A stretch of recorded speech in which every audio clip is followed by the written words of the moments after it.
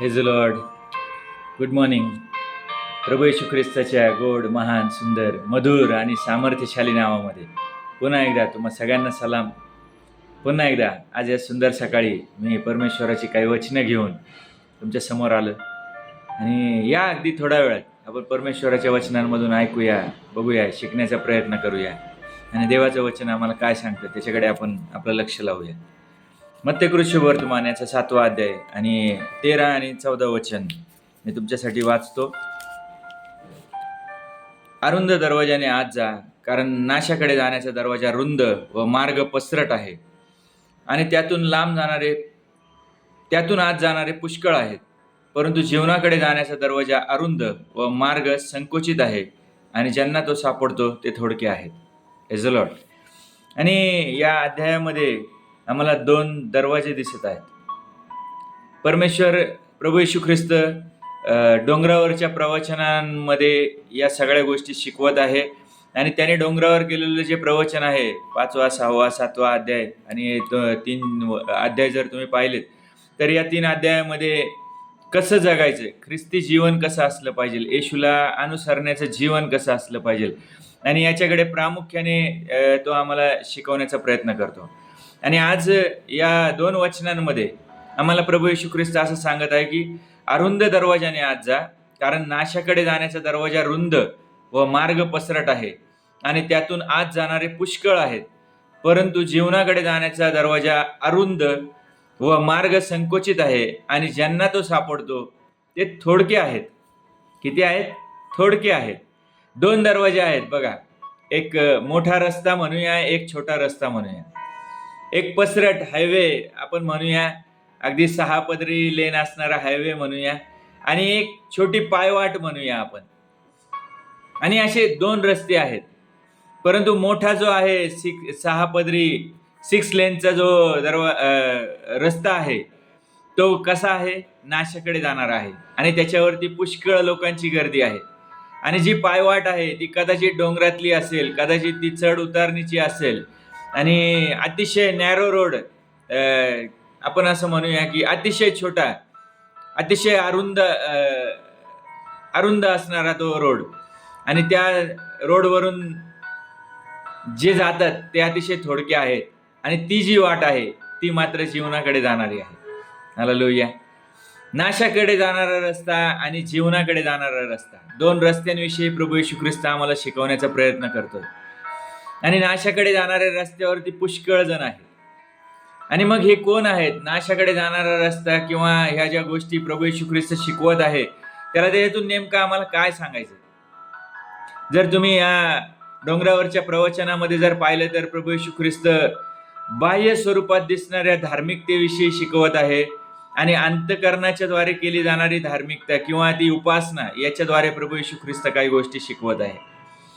आणि मग असं म्हणूया की जो नाशाकडे जाणारा जो पसरट रुंद जो रस्ता आहे तो आम्हाला दाखवत आहे की बाह्य स्वरूपामध्ये दिसणारी धार्मिकता कशी आहे. ही धार्मिकता चर्चमध्ये जाणारी आहे, दर रविवारी कदाचित सातत्याने चर्चला जाणारे असतील, पण चर्चमध्ये गेल्यानंतर देखील लक्ष मोबाईलवरती असेल. स्तुती आराधना चालू असताना खुर्च्यांवरती निवांत बसून घेणारे लोक, देवाच्या गौरवासाठी कधीच हात उंच न करणारे, टाळ्या न वाजवणारे, देवाला धन्यवाद न म्हणणारे आणि पास्टरांवरती टीका करणारे, कधीतरी चर्चला येणार पण पास्टर काय शिकवतात याच्याकडे लक्ष देण्यापेक्षा पास्टर आज मलाच टोमणे मारत होते असं म्हणणारे लोक, स्तुती नाही, आराधना नाही, प्रार्थना नाही, दान दशमांशाचा तर विषयच नाही,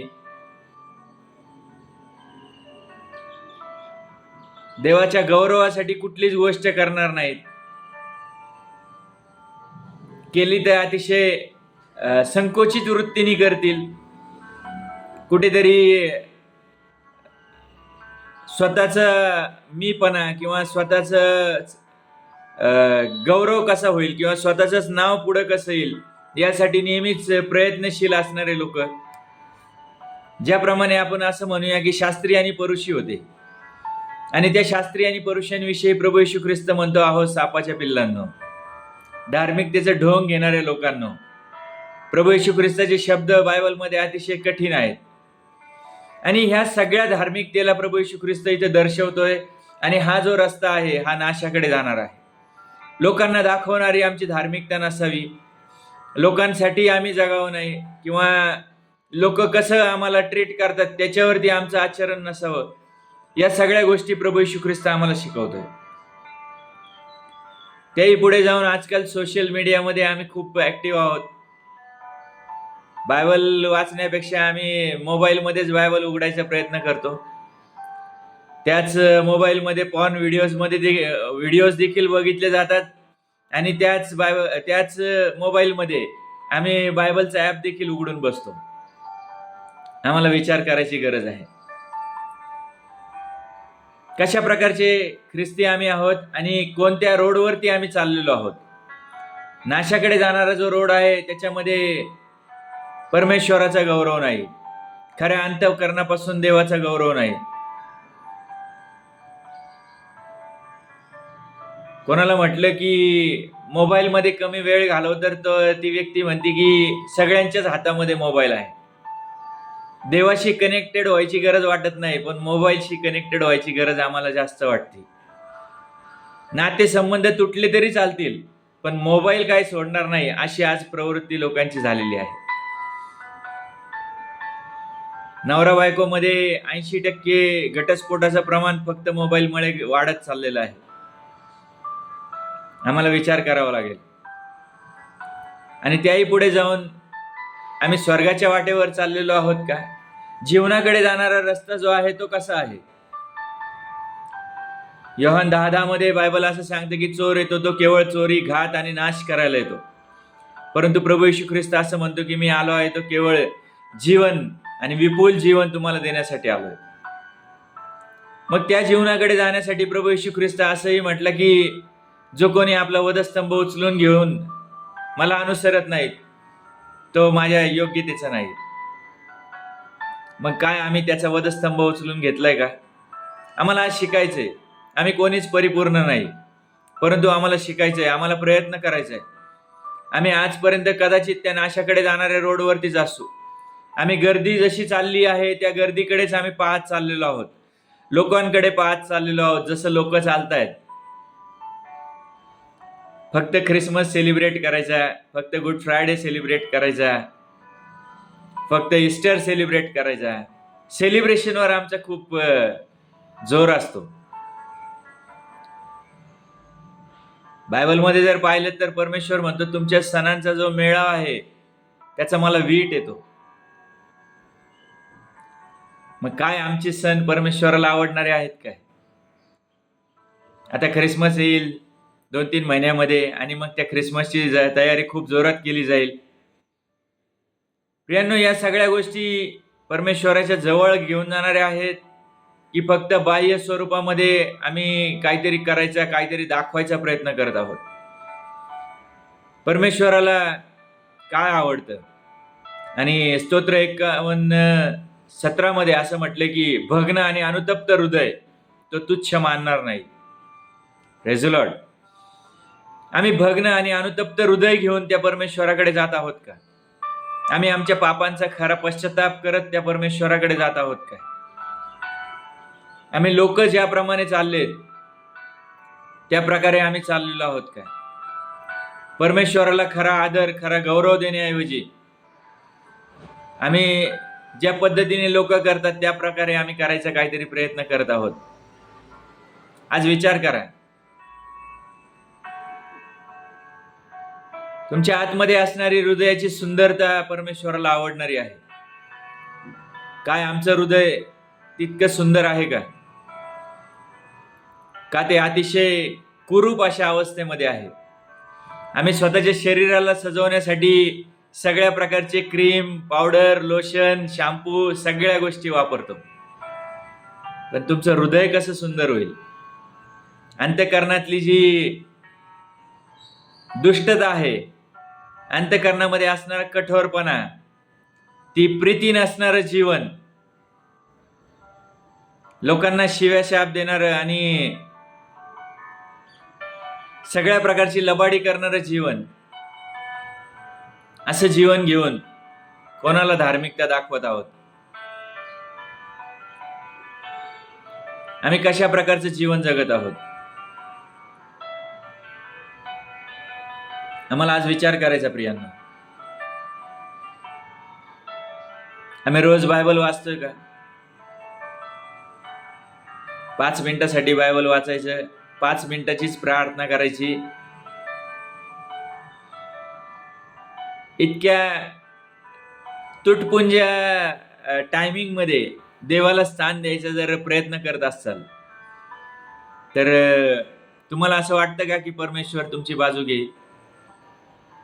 मी आता 2 दिवसापूर्वी एका व्यक्तीला सुवार्ता सांगत होतो आणि ती व्यक्ती म्हणत होती की देव काही चांगला नाहीये, देवाने माझ्या जीवनात इतके दुःख का निर्माण केलेले आहे. आणि मी देवाकडे जायचं सोडून दिलं, देवाच्या जवळ मी जात नाही, मला देवाकडे जाण्याची गरज वाटत नाही. आणि मी त्या व्यक्तीला सांगत होतो की परमेश्वरा इतकं सुंदर प्रेम या जगात कोणीच करू शकत नाही. तुमची पत्नी असू द्या, तुमची मुलं असू द्या, तुमचे आई वडील असू द्या, तो बायबलमध्ये तो परमेश्वर असं म्हणतो की आई कदाचित आपल्या पोटच्या मुलाला विसरून जाईल, पण परमेश्वर म्हणतो मी तुला कधीच विसरणार नाही, कधीच सोडणार नाही, कधीच टाकणार नाही, कधीच त्याग करणार नाही. तो म्हणतो तू घाबरू नको, भिवू नकोस, खंबीर हो, धीर धर. हालेलुया. बायबलमध्ये त्याची अभिवचनं जर वाचलीत तर अतिशय सुंदर आहे, त्याचं प्रेम अतिशय सुंदर आहे प्रियांनो. आणि तो आम्हाला आज सांगतोय की तुम्ही अरुंद दरवाजाने आतमध्ये जा.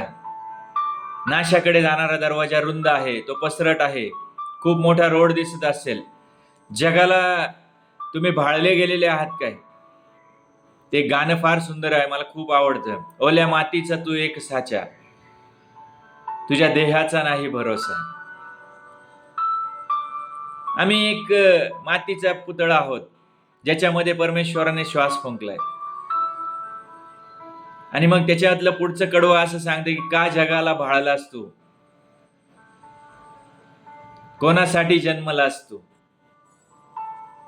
आम्ही म्हणतो ही व्यक्ती, ती व्यक्ती, हिच्यावर माझं खूप प्रेम आहे, तिच्यावर माझं खूप प्रेम आहे.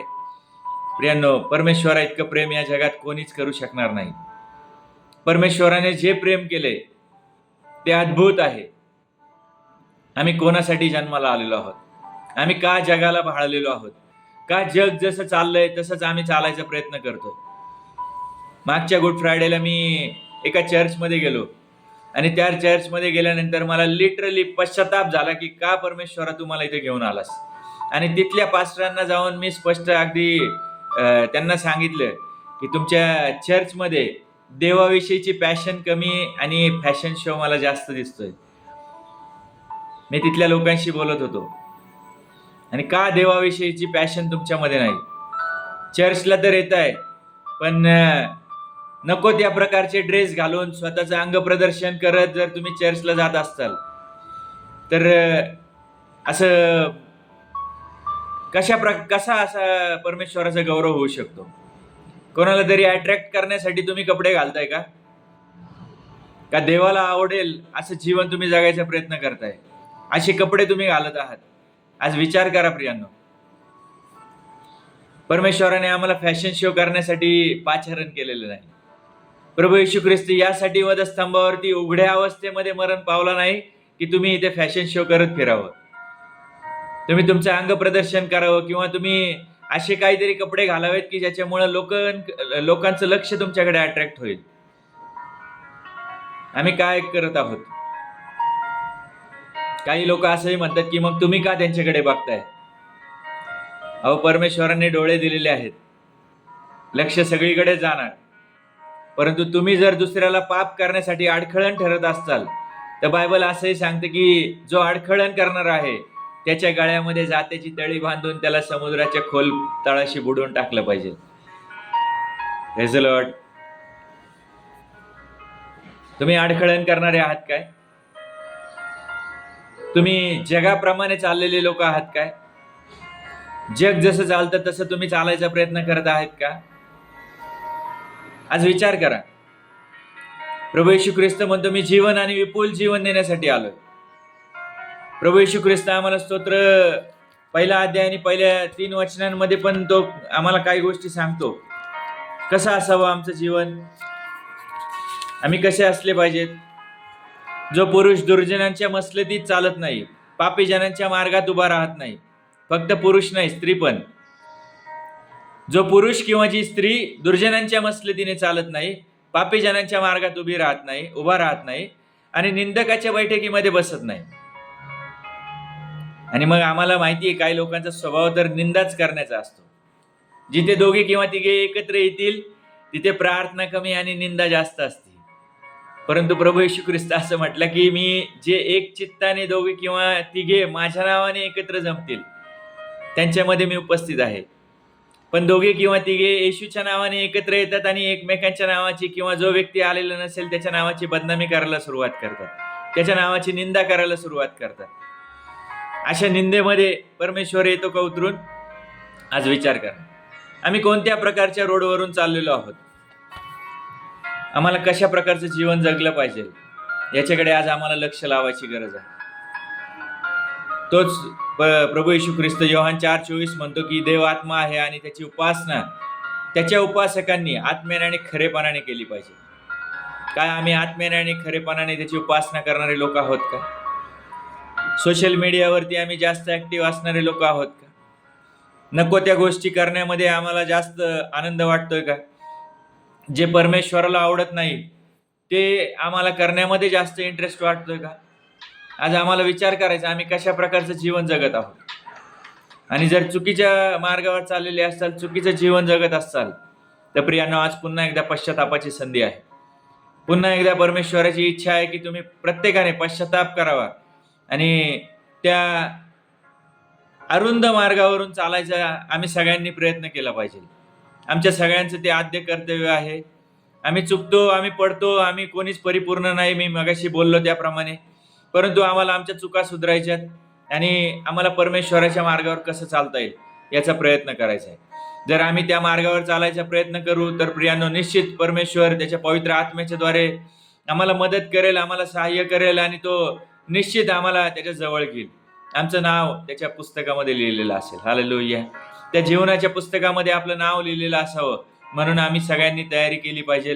मत्ती 7:21 मध्ये बायबल आम्हाला स्पष्ट सांगतं की प्रभूजी प्रभूजी म्हणणाऱ्या प्रत्येकाचा स्वर्गाच्या राज्यामध्ये प्रवेश होणार नाही. तर कोणाचा होईल? जो कोणी पित्याच्या इच्छेप्रमाणे जगतो, वागतो, त्याचा प्रवेश मात्र निश्चित होईल.